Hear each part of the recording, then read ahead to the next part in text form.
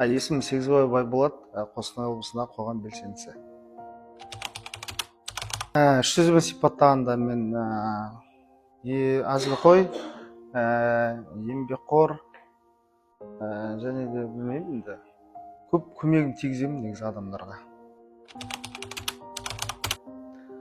Негізі шабыттандыратын адамдар көп қой негізі, бірақ өзіме жеке шабыт беретін Дінмұхамед Қонаев шығар негізі. Енді мен өз басым оқыған ол жаңағы екінші болма, осы қазақстанский автор. Сосын міндетті түрде Абай жолы, енді ол мектепте оқимыз ғой, бірақ мектептегі енді басындағы сана басқа, өсе келе сана басқа. Және де үшінші авторын ұмытып қалдым, Гауһар тас дейтін кітап бар, негізі махаббат жайлы, өте керемет. Менің ең алғашқы жұмысым мен 2015-те ма 2014-те ма осы біздің Қостанай қаласындағы Сарыарқа заводында жұмысқа кіргем, грузчик болып, комплектовщик болып. Сосын ақырындап басталды бәрі.